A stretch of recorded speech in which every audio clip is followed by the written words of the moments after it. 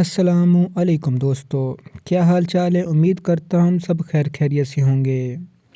नए आने वाले दोस्तों से दरख्वास्त है कि हमारे चैनल नूर मेडिकल कम्प्लेक्स बक्खर को सब्सक्राइब कर लें और बेल आइकॉन के बटन को प्रेस कर दें ताकि नए आने वाले वीडियो सबसे पहले आप तक पहुंच सके।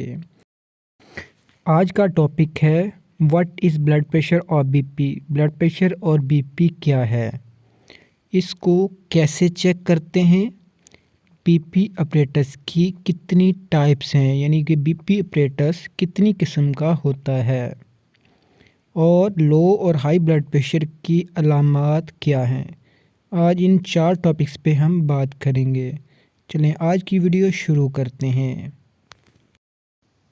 What is blood pressure. Blood pressure क्या है? जिस्म में खून के बहने के लिए शरीयानों पर जो दबाव दिल के ज़रिए डाला जाता है इसे ब्लड प्रेशर कहते हैं।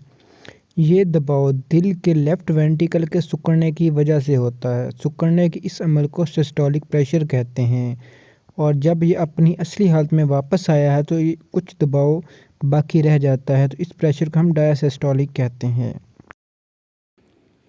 दूसरा हमारा टॉपिक है टाइप ऑफ बीपी अपरेटस।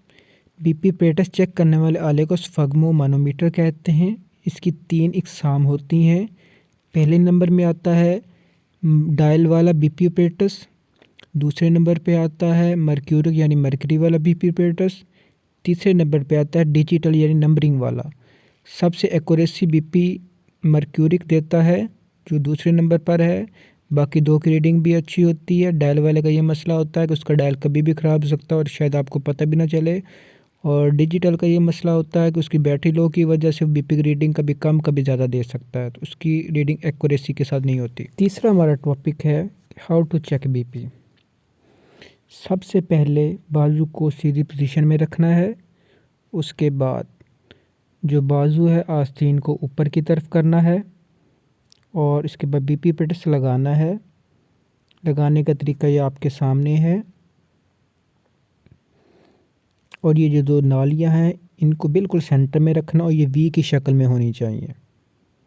और ये पंप है और ये डायल है। हम डायल वाले से आपको चेक करके बता रहे हैं क्योंकि मोस्टली ये वाला यूज़ होता है। पंप की मदद से यहाँ पे पहले हम आर्टरी फील करेंगे, इसको ब्रेकियल आर्टरी कहते हैं। मेडिकल के स्टूडेंट इसको अच्छी तरह जानते हैं। स्टैथ को बिल्कुल इसके ऊपर रखेंगे।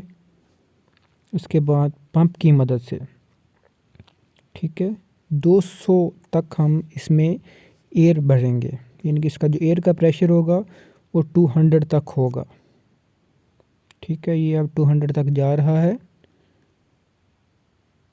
ठीक है, और फिर ये वॉल्व है, इसको आहिस्ता आहिस्ता लूज़ करेंगे। बिल्कुल आहिस्ता आहिस्ता करना ताकि सुई की रीडिंग आपको पता चल जाए कहाँ पे आनी। जहाँ पे आवाज़ आना शुरू हो जाएगी वो हमारा सिस्टोलिक ऊपर वाला बीपी, और जहाँ पे आवाज़ आना बंद हो जाएगी वो डायसिस्टोलिक नीचे वाला बीपी होगा।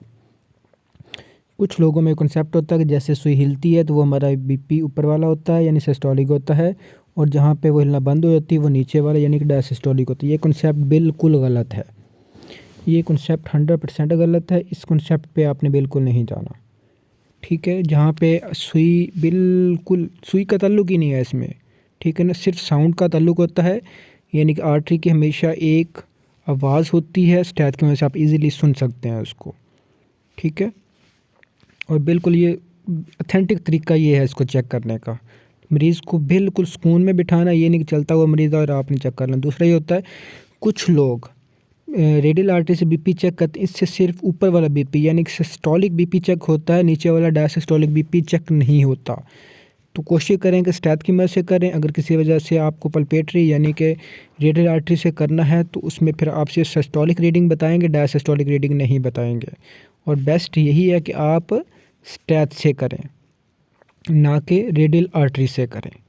और इसमें कुछ कंसेप्ट बीपी के हवाले से पाए जाते हैं कि नॉर्मल बीपी कितना होता है। नॉर्मल बीपी 120/80 होता है।